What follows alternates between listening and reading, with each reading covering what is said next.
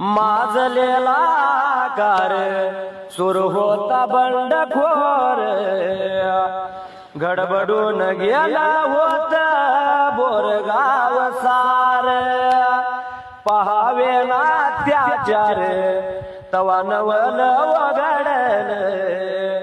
बापू बेरू नावाच पानवून घडल धनगराचा वाघ निधड्या छाती भिडला अत्याचार अन्यायाला पायात गाडला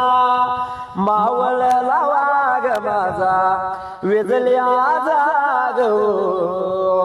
माझ्या ढाण्या वाघाला खूप केला त्याग हो